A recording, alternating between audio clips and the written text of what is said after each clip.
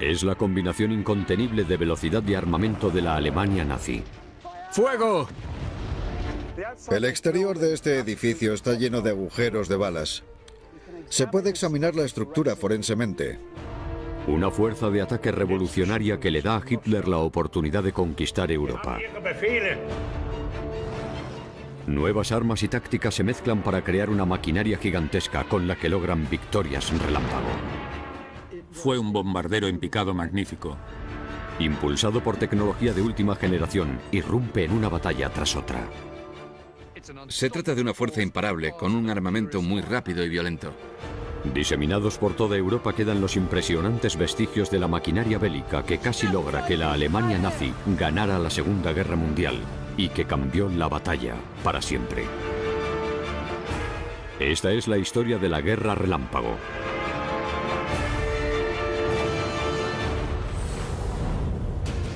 Los mayores proyectos de construcción de la Segunda Guerra Mundial encargados por Hitler para asegurar la dominación del mundo han sobrevivido. Y ahora son oscuros recordatorios de las fanáticas aspiraciones militares del Führer. Estos son los secretos de las Nazi Megaestructuras. Nazi Megaestructuras 3, la Guerra Relámpago. Julio de 1941. En el cielo de la ciudad soviética de Smolensk, el piloto del bombardero en picado Stuka, Hans Ulrich Rudel, busca su objetivo a 4.000 metros de altura. Objetivo a la vista. Iniciando ataque.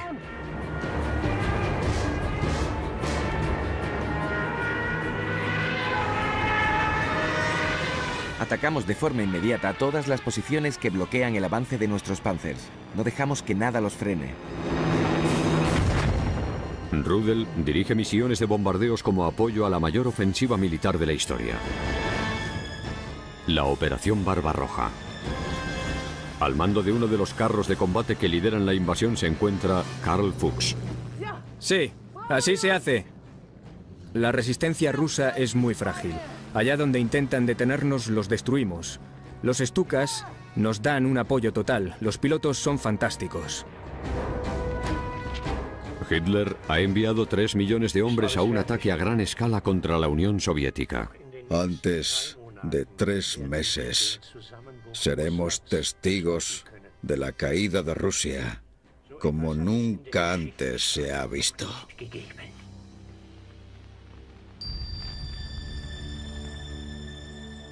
El historiador James Holland ha viajado hasta Polonia para descubrir los cuarteles generales secretos que controlaron esta gran invasión. El nombre clave es Mauerwald. Sí, es lo que estaba buscando. Es uno de los búnkeres de hormigón que invaden todo el bosque. Forma parte de un complejo enorme, que fue una especie de cuartel general del ejército sobre el terreno, justo antes de la Operación Barbarroja, la invasión de la Unión Soviética. Mauerwald se construyó para controlar esta invasión y la técnica de lucha conocida como Blitzkrieg o Guerra Relámpago.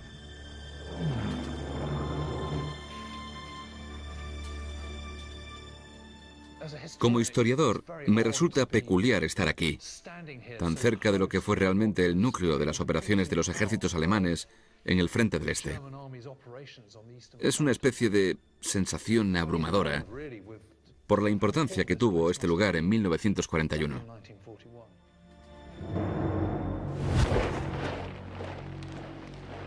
La historia de la Guerra Relámpago empieza después de la Primera Guerra Mundial, cuando una Alemania humillada se ve obligada a aceptar los términos de los aliados. El Tratado de Versalles reduce el ejército alemán a 100.000 hombres y le prohíbe que tenga carros de combate o aeronaves. Pero el desarrollo de los dos tipos de maquinaria continúa en secreto. Cuando en 1933 Hitler toma el poder, aumenta el ejército hasta 500.000 de hombres. Continúa la producción de carros de combate y crea una nueva fuerza aérea, la Luftwaffe. Hitler quiere que Alemania se convierta en la nación más poderosa de Europa. Pero las armas de última generación no son suficientes. Necesita encontrar la forma de derrotar un número superior de enemigos lo más rápido posible. Alemania siempre ha llevado a cabo guerras rápidas. No es nada nuevo y la razón es porque no tienen suficientes recursos propios para la guerra. Así que la teoría es conseguir la victoria rápida y decisiva para después no verse inmersos en una guerra de larga duración que no puedan permitirse. En 1937 un libro nuevo parece ofrecer una solución al problema de Hitler. Se titula Actum Panzer, o Carros Blindados Vigía, y fue escrito por el general de tropas blindadas Heinz Guderian. En él alega que las fuerzas motorizadas pueden convertir la guerra de trincheras de la Primera Guerra Mundial en algo del pasado. El nuevo concepto de Guderian no depende solo de los tanques. Su idea es combinar todos los elementos de ataque del ejército en una unidad móvil totalmente autónoma. La División Panzer. Una división Panzer está compuesta en realidad por 3 armas diferentes: la infantería motorizada, la artillería motorizada, mecanizada, y también los tanques. Y el objetivo era que todos se dieran apoyo mutuo. Cada uno puede ayudar al otro y en conjunto forman una combinación ganadora.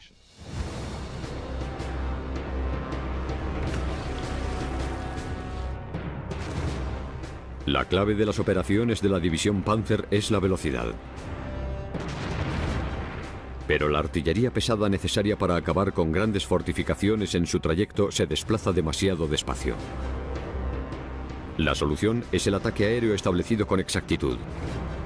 En 1935, la Luftwaffe introduce un avión nuevo, el Junkers Ju-87. Pronto se le conoce como Stuka, la abreviatura de Stutzkampflugzeug, o bombardero en picado. Se construyen unos 6.500, pero sorprendentemente solo 2 sobreviven intactos. El historiador de la Luftwaffe, el Dr. James Corun, se encuentra en Hendon, Londres, para examinar uno de estos aviones legendarios. Observen esto. Es un avión muy grande, muy pesado y muy feo. Yo soy piloto y sinceramente no me resulta un avión muy divertido de pilotar. Al observarlo, parece como un tanque volador.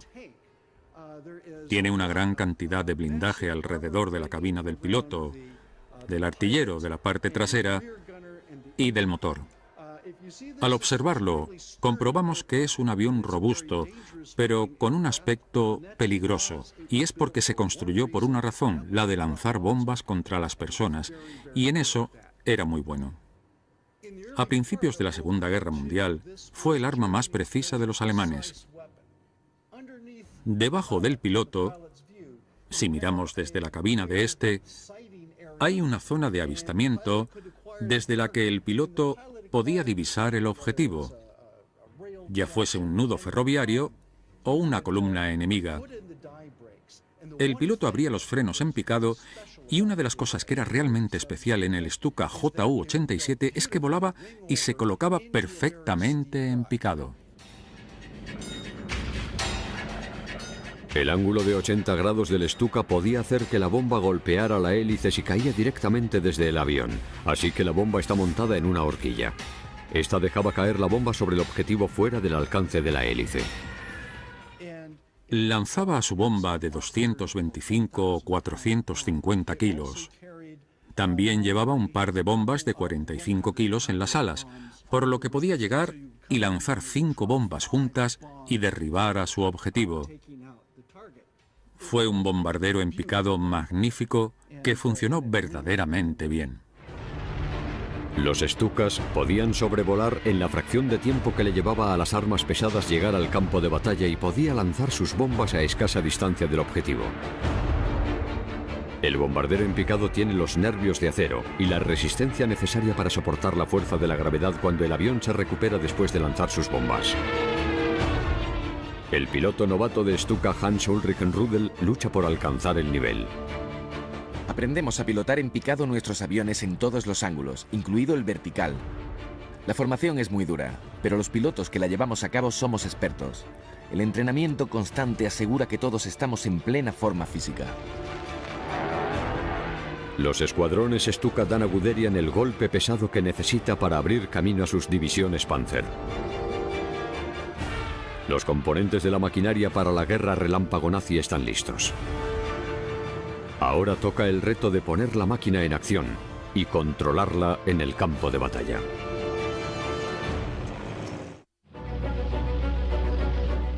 Para que la guerra relámpago tenga éxito, los Stukas han de trabajar codo con la fuerza de élite, las tropas de los tanques. Para que Hitler consiga la mejor flota de tanques del mundo, se establecen nuevas escuelas de formación de Panzers. El historiador militar, el Dr. Peter Lieb, se encuentra explorando una de las más importantes en Bundsdorf, cerca de Berlín. Esta es la entrada principal a Bundsdorf Garrison. Los jóvenes que entraban por estas puertas sabían que formarían parte de una nueva élite.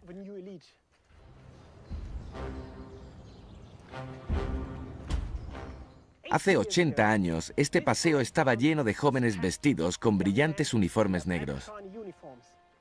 Los uniformes se distinguían del resto del ejército alemán.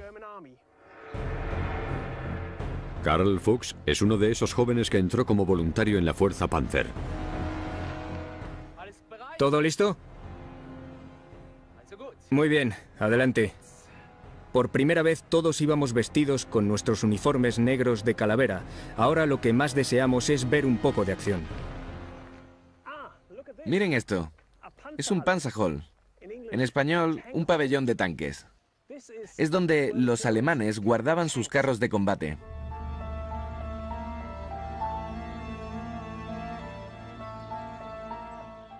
Observen su tamaño.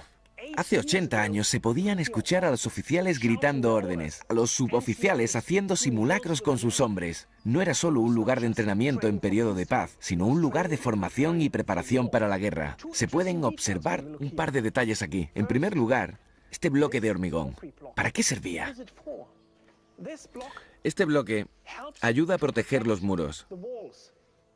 Si un tanque iba a marcha atrás hacia el pabellón y el conductor era un poco novato, no chocaba contra este pilar y dañaba el pabellón. También sobre el pilar hay un poco de metal para proteger el pabellón. Y aquí podemos ver que alguien seguramente intentó entrar o salir demasiado rápido. Algunos expertos sobre guerra acorazada creen que los tanques debían operar de forma independiente. Guderian considera los tanques como parte de una fuerza sincronizada junto con las unidades de infantería, ingeniería y artillería. Consigue abrirse paso gracias a un partidario muy poderoso, el propio Hitler. Hitler cree que la guerra es el camino a seguir para que Alemania sea grande y está fascinado por los motores, por los aviones. Así que se le ocurre la idea de que Alemania desarrolle tanques. Es el camino hacia el futuro. Hitler apoyará con entusiasmo este tipo de armas. Guderian ahora quiere asegurarse de que todos los componentes que quieren sus divisiones de Panzers funcionen como un equipo integrado. Como oficial subalterno, Guderian fue asignado varias veces a una unidad de transmisiones. Esto le hizo darse cuenta de la importancia de contar con medios de comunicación y por ello insistió en que todos los componentes de la división estuviesen equipados con comunicación por radio. Lo que diferencia las divisiones Panzer es que todas esas armas distintas, infantería, artillería y tanques, están conectados por radio y les da una ventaja crucial en movilidad, capacidad de maniobra y flexibilidad. Es una idea revolucionaria. Cada tanque puede comunicarse con su comandante de unidad y a su vez él puede ponerse en contacto con otros componentes de la división. Lo que significa que las unidades especializadas, incluidos los Stukas, pueden dar apoyo a los tanques en cuanto reciben el aviso. Fundamentalmente los bombarderos en picado pueden sincronizarse con los movimientos de las fuerzas terrestres.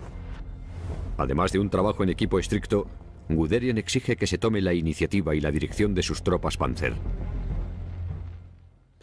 Los soldados Panzers estaban entrenados para pensar 2 niveles por encima de la cadena de mando de la jerarquía militar, para comprender su papel en toda la misión.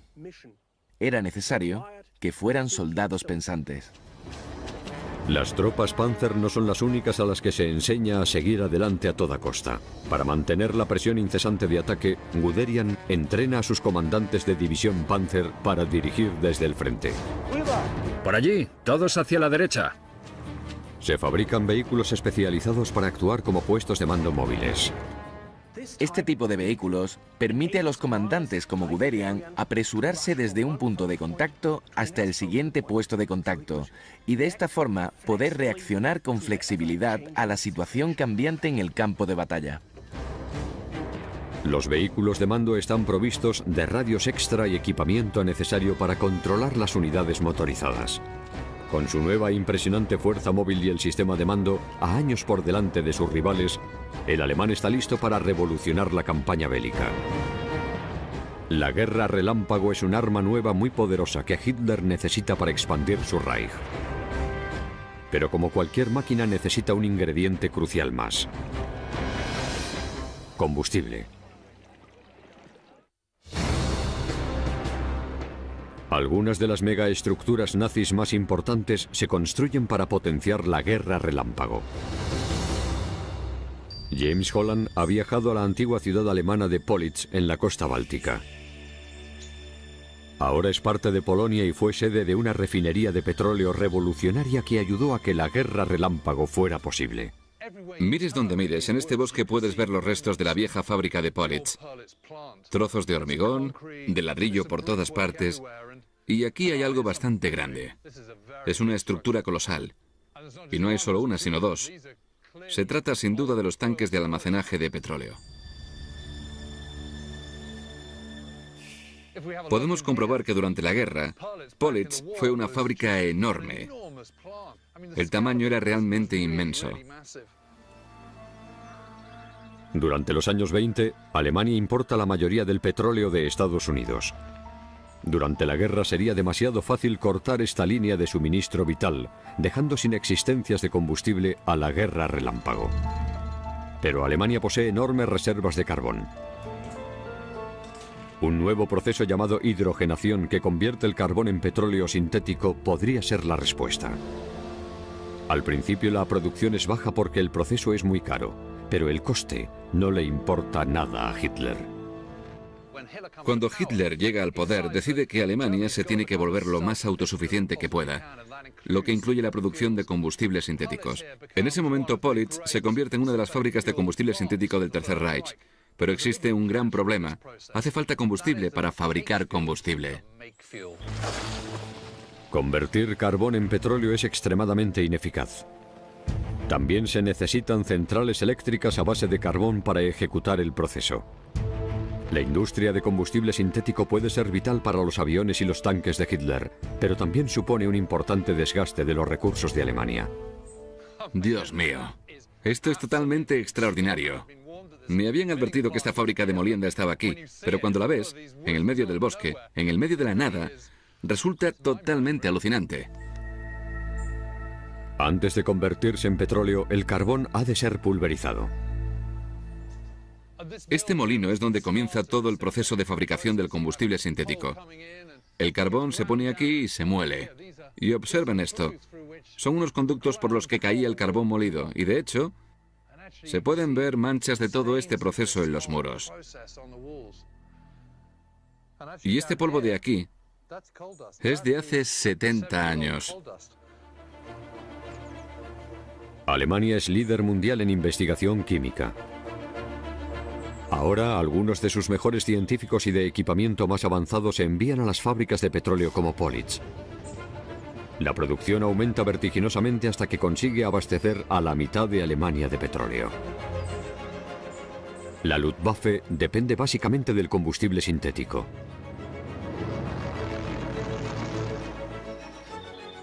Una red de tuberías aéreas transporta el combustible desde Politz y lo distribuye por el Reich. Allá por donde mires, entre estos árboles hay búnkeres, estructuras rotas, incluso puentes. Pero de nuevo hemos de recordar que había 24.000 personas trabajando aquí, repartidas en 3 turnos diarios, 7 días a la semana, cada día del año. Este lugar era gigantesco. Sin embargo, incluso con el petróleo sintético, solo hay combustible suficiente para alimentar una fracción de las fuerzas de Hitler. Los componentes acorazados y los tanques son solo una minoría del ejército alemán. La inmensa mayoría era la infantería y los vehículos tirados por caballos. Aunque todavía es pequeña y no se ha probado, Hitler cree que su guerra relámpago podría ser el arma que lleve a Alemania a la victoria. Decide arriesgarlo todo en una acción rápida y brutal contra su enemigo más débil, Polonia. Si la guerra relámpago tiene éxito, puede llevarse a cabo en otros países antes de que tengan conocimiento de lo ocurrido en Polonia. Cuando la guerra relámpago se lanza sobre Polonia, en septiembre de 1939, Alemania se convierte en un gigante imparable. Pueden conseguir una victoria total o puede resultar en un Armagedón. Este es el tipo de términos del juego de o todo o nada que entiende Hitler. Está totalmente preparado para arrastrar a Alemania junto a él si fracasa. La prisa de la guerra deja a la fuerza Panzer equipada con muy pocos tanques armados, diseñados para entrenar y no para combatir. La velocidad y las tácticas superiores los ayudan a aplastar las defensas polacas. Cuando Hitler visita el frente de batalla, Guderian tiene una sorpresa guardada. Así que esto es lo que nuestras bombas son capaces de hacer. No, mi Führer. Esto lo han hecho nuestros Panzers. Increíble. Gracias, mi Führer. Con su permiso, queda más por ver por ahí.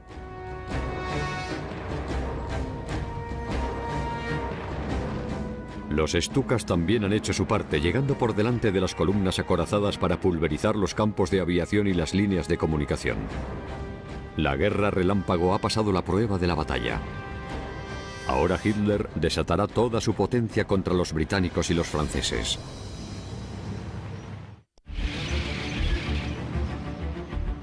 Primavera de 1940. Los ejércitos de Hitler están alineados en la frontera alemana, haciendo frente a los de Gran Bretaña y Francia.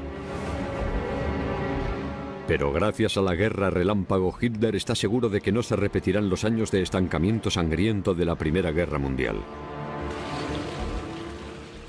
La gran diferencia entre 1914 y 1940 es que la punta de lanza es mucho más efectiva. Y no solo respecto a los Panzers, sino también a la Luftwaffe. El ejército alemán atacará en 2 puntos. Al norte cruzarán la Bélgica neutral y los Países Bajos para llevar a los aliados a la batalla. Pero al mismo tiempo una ofensiva crucial de Panzers se dirigirá más al sur, cortando los ejércitos de los aliados del resto de Francia y rodeándolos. Caballeros, escuchen. El trabajo se encarga el ingeniero de la guerra relámpago Guderian. Avanzaré en 3 columnas, a través de Luxemburgo y el sur de Bélgica. 5 días después del ataque habré alcanzado la orilla oeste del Mosa. ¿Y después? Dirigiré a mis Panzers directos a la costa del canal. El objetivo de Guderian en el río Mosa es la ciudad de Sedan. Los alemanes van a por Sedan porque es la bisagra de las defensas de los aliados. Bajo ella se encuentra la línea Maginot, por donde no pasarán ya que es inexpugnable, pero sobre ella hay un ángulo de defensas móviles de los aliados. Es el punto débil de los franceses, los británicos, los holandeses y los belgas. El ataque empieza el 10 de mayo de 1940. El último secreto de la guerra relámpago se ha revelado. Por primera vez en la historia se utilizan las tropas de paracaidistas para tomar puentes antes de avanzar hacia el norte.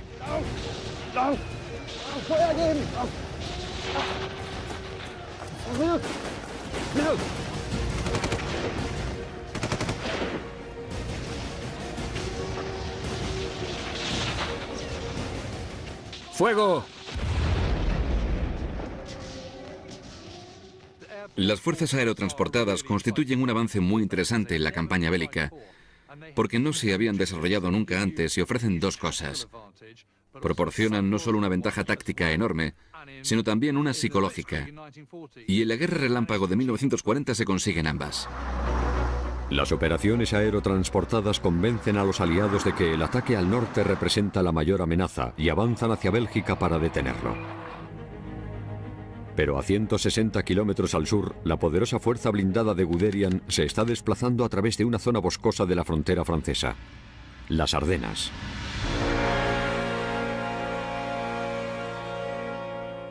El arqueólogo de conflictos, el Dr. Tony Pollard, está explorando el punto central de la batalla por Francia. Los franceses dan mucha importancia a la defensa de su seguridad nacional. Hay lugares que saben que necesitan defender e invierten mucho tiempo en la construcción de fortificaciones, pero hay otros que consideran inexpugnables y al observar desde este monte el bosque de las Ardenas es muy fácil comprender por qué piensan que este lugar es inexpugnable. Dispersada en 3 columnas, la fuerza Panzer de Guderian tiene que cubrir 100 kilómetros a través de las Ardenas. Cerca de 800 tanques y otros 22.000 vehículos han de utilizar su red de caminos forestales y vías rurales. Hay caminos por todas las Ardenas, pero no son carreteras. Este pequeño camino es muy típico. Tiene la anchura de un tanque y el problema para los alemanes es que pasaban miles de vehículos por aquí. Tenían que conducir por todo el camino y si no puedes dispersarte, solo te queda una opción y es ir todo recto. Para esos conductores de Panzers debía ser una sorpresa llegar hasta aquí, por este camino tan estrecho, y de repente encontrarte con esto. Las Ardenas no están completamente indefensas. Los franceses han construido lo que se conoce como fortalezas o casas fortificadas en algunos caminos. Y a las 3 de la tarde del 12 de mayo una columna llega a la casa fortificada 11 en el valle de la Trelle. Solo hay 6 soldados franceses en esta garita de hormigón, pero como el camino es tan estrecho pueden contener a los alemanes. Los tienen atrapados desde ahí y durante un rato debió ser como pescar en un barril. Es una garita en el medio de la nada, pero están dispuestos a conseguir contener a los alemanes durante 4 horas. Los hombres de la casa fortificada 11 están totalmente aislados, pero alineados en fila en el estrecho camino solo los primeros Panzers pueden atacar su búnker. La infantería se une a la lucha. El exterior del edificio está lleno de agujeros de balas y si miramos detenidamente nos cuentan una historia. Se puede examinar esta estructura de manera forense y averiguar lo que debió ocurrir. Encontramos disparos de ametralladora en esa esquina. Parecen los primeros disparos que efectuaron los alemanes. Intentaron tomar posiciones en esa esquina de ahí y pulverizar el camino con fuego de ametralladoras. Ahí tenemos la cañonera antitanques, pero hay algo diferente en esta esquina de aquí. ¿Observan los daños ocasionados aquí? Han volado el hormigón y se pueden ver las barras de hierro de refuerzo. Esto significa que en algún momento los alemanes se movilizaron hacia el flanco izquierdo de su posición. Estos disparos, que ocasionaron este destrozo, solo pudieron venir de ahí. La fuerza estuca ha de concentrarse en los objetivos más importantes, así que los hombres en la columna Panzer han de derribar solos el búnker. Han de cumplir con el programa de la guerra relámpago de Guderian. Nada más entrar aquí te das cuenta lo claustrofóbico que es. Los 6 hombres, todos con armas automáticas. Hay ángulos en cada dirección, y es lo que supone la verdadera dificultad para los alemanes.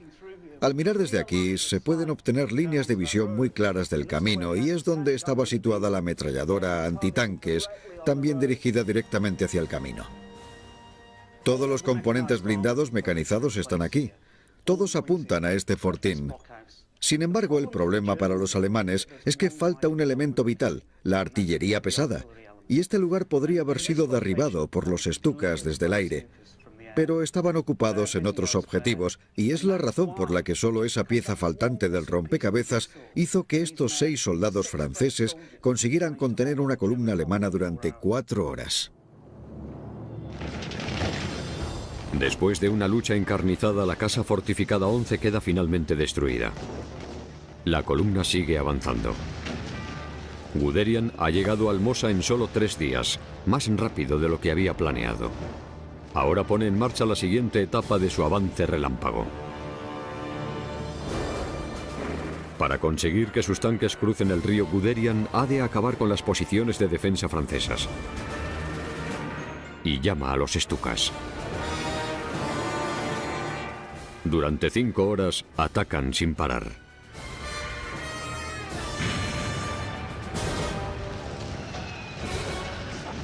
Los franceses no se atrevieron a disparar cuando los Stukas sobrevolaban. Mientras los Stukas bombardean las defensas francesas, la infantería de Guderian cruza el río en embarcaciones de asalto. Una vez afianzados, sus ingenieros construyen puentes para los tanques. Al día siguiente, los primeros Panzers ruedan a través del Mosa. La mayor barrera a la que tienen que enfrentarse los alemanes es el Mosa. Y una vez que consiguen atravesarla, se abren las compuertas y lo que han de hacer ahora es cargar a toda velocidad en dirección a la costa. El punto álgido de la guerra relámpago es, en muchos sentidos, el avance en Sedan. La punta de lanza blindada de Guderian ya puede avanzar. Muy bien, muchachos, sigan avanzando. Uno de los artilleros que se ha perdido en el increíble éxito de los Panzers es el voluntario Karl Fuchs. Aprovechamos cada recurso que tenemos para que nos envíen al frente de batalla, pero es inútil. La guerra terminará antes de que pueda oír un solo disparo, y la gente pensará que soy un cobarde. El 20 de mayo, 10 días después de que empiece el ataque contra Francia, los tanques de Guderian llegan a la costa del canal. El ejército alemán ha conseguido atravesar Francia, aislando a una fuerza superior de más de 1 millón de tropas aliadas. Unas semanas más tarde, Francia se rinde. Pero no hay descanso para los hombres victoriosos de la fuerza Panzer y su artillería voladora de Stukas. Julio de 1940. La guerra relámpago ha demostrado sus buenos resultados en Francia. Ahora Hitler tiene mayores ambiciones. Caballeros, hemos derrotado a Francia. Les felicito. Ahora debemos ocuparnos de Rusia. Hitler considera a la Unión Soviética comunista y a su gran ejército como el enemigo más peligroso de la Alemania nazi. Pero desde que comenzó la guerra ha tenido que comprar millones de barriles de petróleo a su odioso rival para impulsar su maquinaria bélica. Ahora, al desatar su guerra relámpago sobre la Unión Soviética, Hitler tiene pensado suministrarse de todo el petróleo y los recursos que necesite para convertir al Tercer Reich en una superpotencia mundial. Para Hitler ese es el máximo objetivo. Entrar en la Unión Soviética supone una guerra económica, una guerra política y una guerra ideológica. Y para él se trata del todo o nada. Se inician proyectos de construcción colosales para convertir los sueños imperiales de Hitler en una realidad. En la Polonia del presente, James Holland se encuentra explorando los restos del sistema de canales, cuya finalidad era traer los recursos del este hasta Alemania. Dios mío, es gigantesco. Se ve la insignia ahí. Es bastante siniestro, en verdad. ¿Es tan obvio lo que significa? Ahí estaría el símbolo del águila y la esvástica. Al igual que todo en la Alemania de Hitler, el canal está diseñado en un tamaño épico.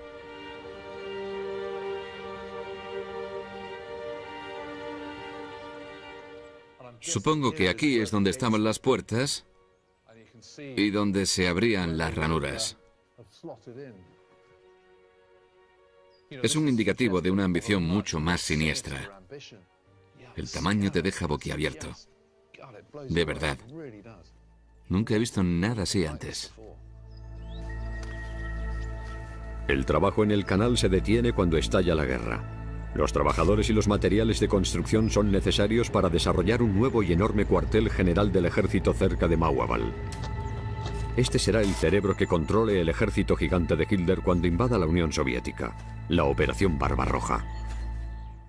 De todos los búnkeres de este complejo enorme, estos dos fueron los más grandes y los más importantes. Y por aquel entonces eran incluso más grandes que ahora, ya que poseían dos estructuras de madera muy grandes sobre ellos. Estas oficinas albergaban a decenas de operadores de teléfono y de radio que transmitían las órdenes al frente de batalla. Desde la cabaña de madera de arriba, bajamos hasta la sala de operaciones que se encuentra abajo. Un refugio a prueba de bombas. Este es el núcleo. Es uno de los dos búnkeres de comunicación. Y desde aquí se controla y se dirige la Operación Barbarroja. Ahora parece un poco oscuro y húmedo. Pero era una habitación llena de luz y actividad. El sonido de los operadores de telex y las máquinas de códigos. Esa prueba de bombas. Este es un lugar en el que los códigos y los mensajes cifrados iban y venían desde aquí al cuartel general sobre el terreno y al ejército que estaba en el frente. Este es un lugar que nunca dormía, no se detenía jamás. Barbarroja es lo más grande que el mundo ha visto jamás. 3 millones de hombres y más de 3.000 tanques se ocuparán del Ejército Rojo. En la primavera de 1941, Hitler establece el calendario de la Operación Barbarroja. ¿Está todo listo? Nuestras tropas han recibido las órdenes de atacar a las 3:30 de la mañana el día 22. Excelente. Antes de 3 meses seremos testigos de la caída de Rusia, como nunca antes se ha visto. Está convencido de que los Panzers y los Stukas de la Guerra Relámpago pueden triunfar de nuevo. Pero han de enfrentarse a un mayor desafío, ya que las fuerzas son solo ligeramente más grandes que en Francia. Había una fuerza Stuka de unos 300 y algunos aviones disponibles para las unidades activas de Fuerza Aérea Alemana del frente. No son muchos aviones. Lo más importante es que se han destruido más de 400 Panzers en Francia. A pesar de eso, Hitler ordena que se duplique el número de divisiones blindadas. Solo hay una solución. Se llevaban todo de los vehículos que tomaban, de los franceses y de los checos, pero todos estos diferentes tipos de modelos eran una pesadilla logística enorme. Mantener este surtido de vehículos en las carreteras se convierte en el quebradero de cabeza principal de los líderes de los Panzers como Guderian. Esto no puede ser cierto. La 6ª División informa que solo hay 10 tanques trabajando y un batallón y ninguno está operativo. ¿Qué demonios está pasando? No me importa cómo, pero quiero ese batallón móvil inmediatamente. A las 3:15 de la mañana del 22 de junio de 1941, un inmenso bombardeo inicia el ataque que Hitler dice que quitará la respiración al mundo. Sí, así es. Paren, paren. ¡Fuego! El soldado Panzer Karl Fuchs por fin tiene la oportunidad de ver un poco de acción. Ayer derribé otro tanque ruso. El segundo en 3 días. La guerra no es ni la mitad de mala que dicen que es, y les estamos pisando los talones a los rusos. La victoria está a la vuelta de la esquina. Por todo el frente de 1.500 kilómetros, desde el Báltico hasta el Mar Negro, los Panzers y los Stukas hacen uso de sus mejores comunicaciones y tácticas para avanzar a través de las líneas del Ejército Rojo. Es una combinación ganadora, pero el éxito de la guerra relámpago empieza a minorar. Las divisiones de infantería que van a pie, con su artillería tirada por caballos, están a cientos de kilómetros atrás. Los Panzers pierden un tiempo valiosísimo esperándolos. A pesar de esto, la guerra relámpago todavía parece estar en condiciones de obtener otra victoria increíble. En julio de 1941, la Unión Soviética sufre un terrible número de bajas. Hitler está convencido de que su guerra relámpago ha triunfado. ¿Ven, caballeros? Es como dije. El Ejército Rojo tiene un gran número de hombres, pero no un cerebro que los controle. Unas semanas más y la amenaza bolchevique habrá acabado. Hitler es un jugador experto y contra Francia y los Países Bajos ha hecho rodar los dados. Y contra todo pronóstico ha conseguido vencer. Así que cree que puede vencer de nuevo. El problema es que el calendario es demasiado ajustado para la Operación Barbarroja. Solo pueden hacerlo en 12 semanas y para ellos conseguir esa victoria, esa aniquilación total del Ejército Rojo, el calendario tiene que ir exactamente de acuerdo con el plan. Las condiciones en la Unión Soviética son totalmente diferentes a las de la Europa occidental. Las malas carreteras y las grandes distancias pronto acaban con los suministros de combustible de Alemania. Las pérdidas de los Panzers se vuelven preocupantes. Los tanques y vehículos tomados son los primeros en fallar. Todos necesitan distintas partes y una vez que empiezan a gastarse y a romperse, no hay forma de sustituirlas. Las divisiones Panzer necesitan su artillería de vuelo de los Stukas más que nunca. Pero Hans Ulrich Rudel y otros pilotos están al límite de sus posibilidades. Hemos llegado a una etapa en la que no es suficiente tener fuerza de voluntad. Estamos totalmente agotados. Los propios aviones ya no están en condiciones de volar. Lo que detiene a la Fuerza Aérea Alemana al frente de Moscú es el hecho de que han dejado atrás a su logística. Ya no tienen combustible y no tienen piezas de repuesto. Ahora, otro enemigo ataca al ejército alemán. El invierno ruso. La primera nieve se ha derretido dejándonos con el cuello en el fango. Los tanques también se han quedado bloqueados al intentar pasar, ya que es como vadear a través de arenas movedizas. No te puedes mover. La feroz resistencia soviética y las condiciones climáticas adversas son demasiado para las máquinas y los hombres agotados de la guerra relámpago de Hitler. Toda la campaña se ha distribuido anticipadamente, orientada a durar 12 semanas. Cuando llega el otoño y luego el invierno, sencillamente no están preparados para ello. Hasta en lo más básico, como es la ropa de invierno. No tienen nada en absoluto. El 21 de noviembre, Karl Fuchs intenta contener un contraataque soviético, pero es vulnerable dentro de su tanque checo. ¿Dónde? ¿Dónde? Fuchs muere a 80 kilómetros del objetivo definitivo de la guerra relámpago, Moscú.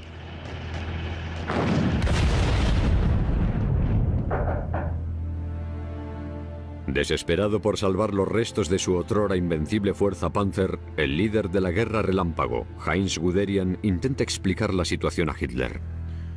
Mi Führer, las condiciones para los hombres en el frente se están haciendo imposibles. Tienen rota la ropa y ninguno tiene los uniformes de invierno que habíamos prometido que llegarían. Señor, las bajas por la exposición y congelación crecen todos los días. Está dejando que le afecten demasiado los problemas de los soldados. Debe cerrar su mente a los detalles. Tiene órdenes que cumplir.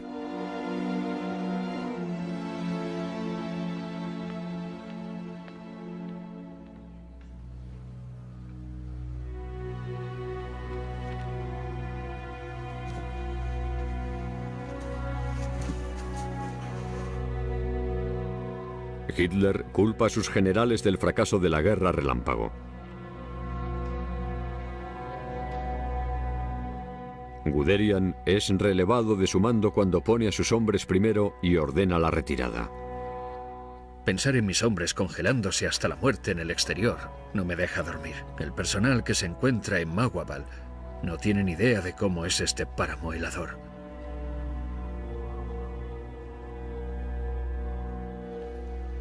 Incluso en Mágoaval, la alta comandancia se da cuenta de que sus planes para vencer a la Unión Soviética en unas semanas han fracasado. Esa ambición fue un paso demasiado avanzado para la guerra relámpago cuando observamos los búnkeres abandonados y vacíos ahora, que recuerdan el fracaso de esa ambición y el verdadero fracaso de la guerra relámpago. La jugada de Hitler de machacar al Ejército Rojo y hundir a la Unión Soviética ha fracasado. Ahora está atrapado en una guerra brutal de desgaste. En la víspera de Barbarroja, Hitler solo tiene un enemigo, Gran Bretaña. Cuando Barbarroja finalmente llega a un punto muerto, a finales de diciembre de 1941, tiene tres: a Gran Bretaña, los Estados Unidos y la Unión Soviética. Y todos juntos tienen un acceso sin precedentes a los recursos y a la mano de obra. Y con eso, los alemanes no pueden competir. En los últimos meses de la guerra, Hitler se obsesiona con desarrollar nuevas superarmas para vencer a los aliados: cohetes, jets y tanques gigantes. Pero ninguno consigue el éxito asombroso en la batalla como la guerra relámpago, la mayor maquinaria bélica nazi.